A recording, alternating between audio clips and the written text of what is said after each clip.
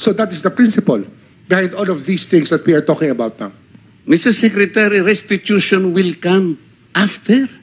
It cannot be. Sir, it can come before or after, sir. It can come before. You cite the law that it come before. Wala nga po sa batas eh. Huwag po ninyong babaguhin ang batas, Mr. Secretary. We are operating on... Change the provision of law, Mr. Secretary. You may be disbarred from doing this. Nako. Then, alam mo, nakikinig I'm very sorry, sir. bansa. Also, sir, I'm very sorry too. Wala ho tayong pakialam sa batas. Sometimes, you have to bend the law. O eto mga kadonatics, satisfying. Si Boying o si Bonjing Rimulya, nagmagaling-galingan kasi sa batas ayon suplak kay Senator Marcoleta. Yan yung ginawa niya sa last hearing mga kadonatics, sa pagkidnap kay Tatay Digong. No, akala mo kung sino talagang magaling sa batas. Ngayon lang mga kadonatics, nasuplak siya. Eto, panoorin natin. Natahimik siya no? Mr. Secretary, ayun na. a couple of days ago, in the last hearing when you were here, we somehow settled the issue that restitution is not a requisite for an applicant to the WPP. Is that correct? It's not in the law. But sa akin ko kasi, hindi lang po batas na nagdidictate dito. It's also what is morally right, what is expected of us. Yan po kasi, kahit hindi nilagay sa batas, mga given po yan sa ating lipunan. Ito yung nangyari mga kadonatics, yung pag-kidnap nila kay Tatay Digong, kahit na hindi sa batas, wala sa batas mga kadonatics, ay talagang pinagpilitan nila na dalhin si Tatay Digong sa dahig. Ito talaga, dapat nako, galit na talaga ako sa taong ito mga kadonatics. Buti na lang, itong si Senator Marcoleta, napakagaling mga kadonatics. And for your information, restitution mga kadonatics is an act of restoring the wealth mga kadonatics of a particular person. So gustong i-restitute, ibalik yung mga kayamanan. What do you mean by that, Mr. Secretary?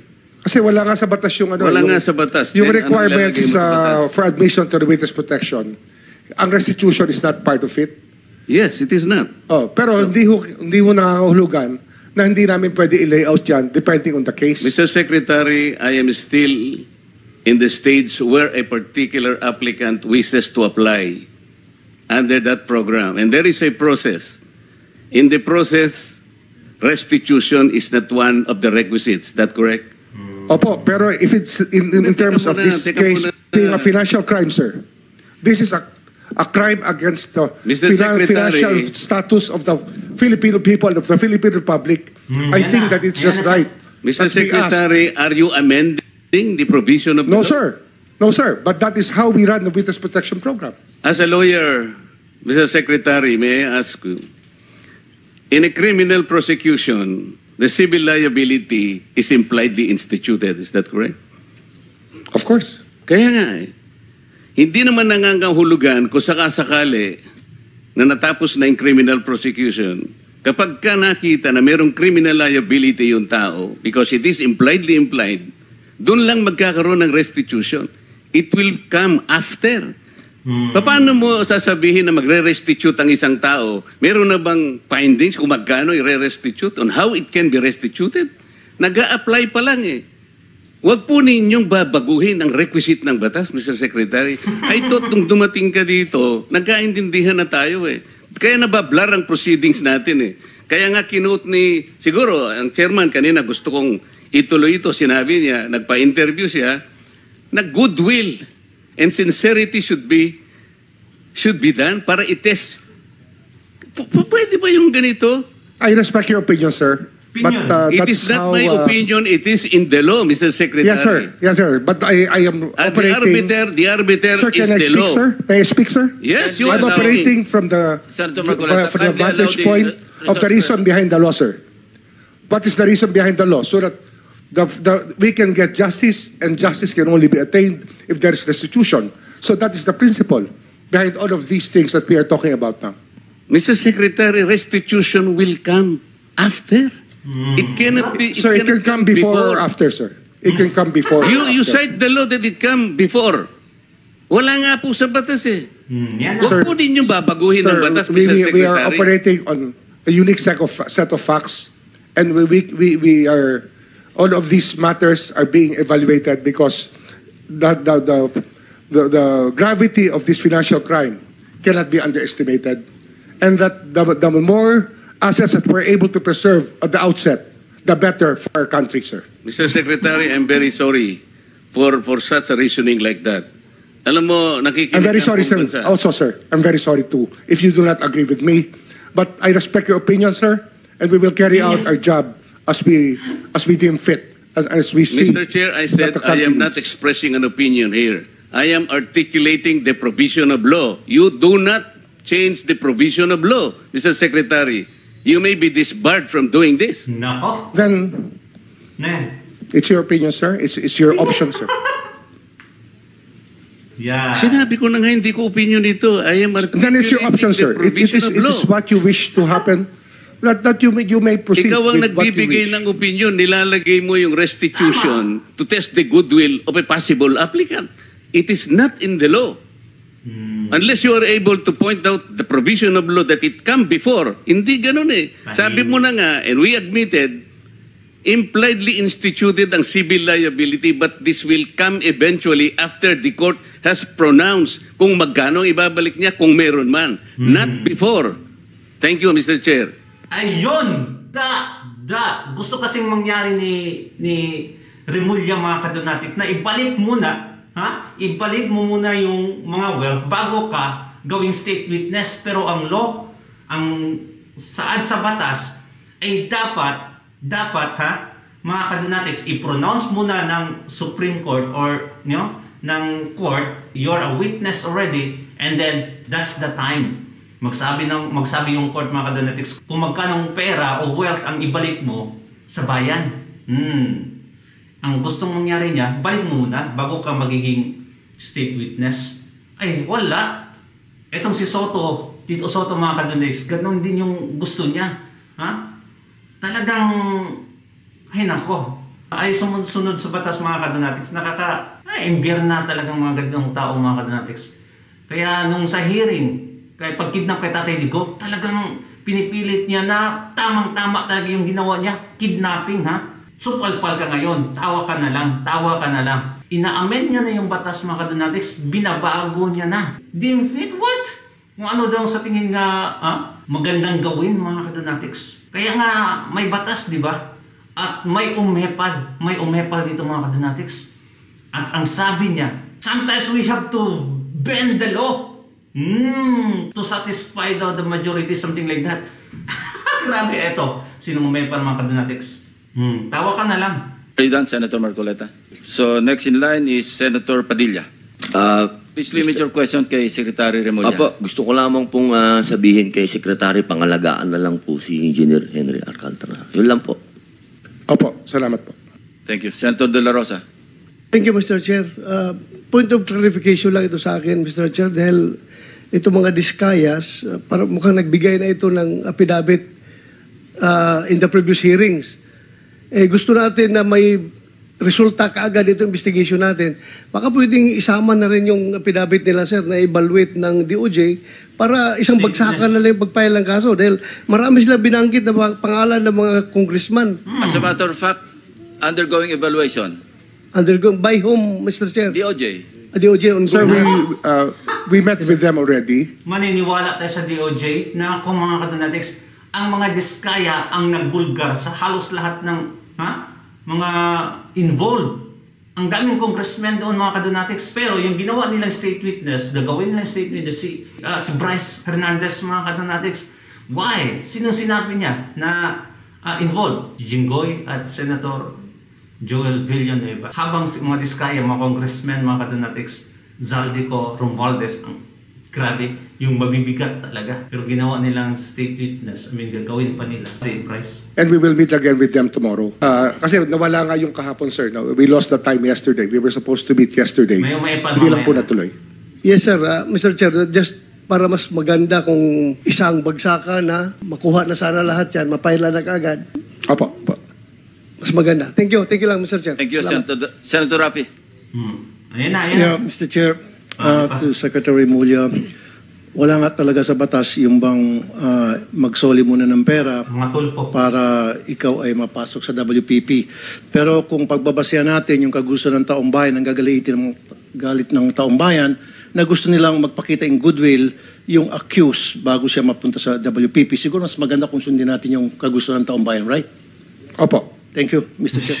Mr. Chair, there Yes, is also, I would like to manifest that. Hindi ko alam kung mga tulpo mga kadonatics, so umepal, ayan. nakikinig ho tayong lahat, yung sigaw ng taong bayan na libo-libo sa People Power Monument sa Luneta. Hindi lang po ang pagnanakaw, they were also shouting, ibalik yung pera nila. And I believe the Secretary of Justice heard Luneta, yung mga artista doon nakakampi. that. And I believe Malacanang heard that. Kaya nga po, dito po sa mga kontraktor, mga opisyal, isole ninyo ang pera ng taong bayan. Tama! Hindi po batas ang pinag-uusapan. Wala ho tayong pakialam sa batas. Sometimes, you have to bend the law to be able to please the people. Mas mataas po ang Yan. taong bayan sa batas. Am I right, Secretary Remulla? See? Yes, sir. Nag-seek ng Thank you, Mr. Chair. confirmation pa sa, bungabungok talaga. Sometimes you have to bend the law. Wala na. And ginawa nila mga kadonatics, yung ICJSIS na sila yung nag-interpret sa batas instead na ang batas mag-interpret mga kadonatics sa kung anong nangyari. Ay, nako. Bend the law. Dapat naman talaga mga kadonatics na isauli talaga yan. No problem about that. Pero, dapat nasa proseso. Hindi lang na sauli mo na lang. No. Anin yung batas natin kung hindi natin idadaan sa proseso yung pagsasauli.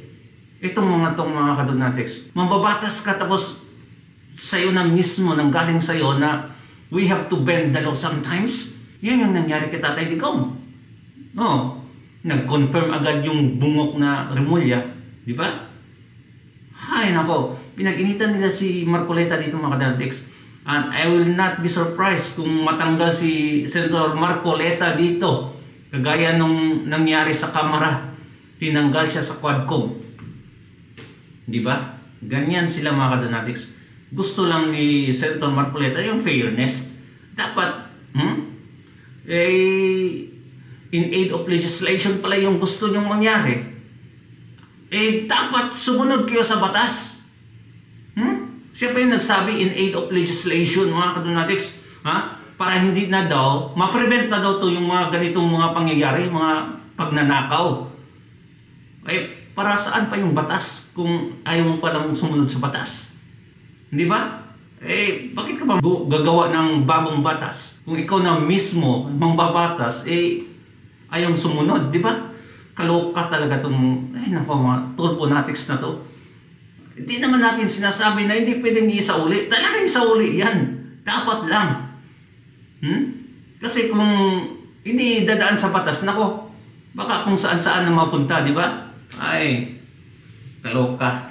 Well, anyway mga kadonatics, galit talaga itong mga tulfo na to. And pinaburan pa yung DOJ. Department of Justice ka mga kadonatics, tapos ganyan yung mga reasoning mo. ICJSIS, yan ang nangyari sa Biblia mga kadonatics. Bakit maraming religion? Nasa 30,000 religions mga kadonatics. Ang base lang nila isang Biblia. Bakit? Bakit nagaganon? Na dapat sana one faith lang, one religion kasi isang Biblia lang, isang book lang yung pina-follow. Ang nangyari is ang ICJSIS, yung own interpretation nila, yung nilalagay nila sa Biblia. Like reading a text, tapos i-interpret nila. Instead na yung text mag-i-interpret itself. Exegesis mga kadonatics is the right word. The text should be interpreted by itself, considering the background, the contextual background of the text, the culture, by the time of saying that, sinong nagsabi, di ba? Ganun mga kadonatics sa napag-aralan namin sa theology. Kaya, nako, ang nangyari ngayon, ang daming religion kasi basahin mo yung teksto niyan. Okay, mag-interpret ako ng in my own opinion, ganito yan. Another tao na naman mga kadonatics, pastor, ganito yan para sa akin. Magtatayo ako ng church based on my opinion. Ang nangyayari kasi mga kadonatics, ini-interpret nila based sa kanilang gusto. Anyway, nakagalit talaga na ganito yung mga babatas. Nadali tuloy si Tatay Digong dahil sa kanilang mga paniniwalang ganyan mga kadonatics. So kay Tatay Digong, we always go back to Tatay Digong's term kasi napakatino yung mga tao noon that time. Grabe. Wala akong masabi, saludo. From Chief PNP mga kadonatics to the undersecretaries, cabinet members. Di ba? Ang galing lang. Pero ito, ang gulo-gulo. Ang gulo-gulo ni BBM. Thank you so much mga kadonatics. Comment down below kung anong sa opinion nyo. Pwede ba i-bend ang law para lang masatisfy ang many? Or we have to still follow the law. Naman pala mag-follow ng law. Di ba? Much and God bless you mga kadonatics. Don't forget to subscribe and like this video. Bye-bye.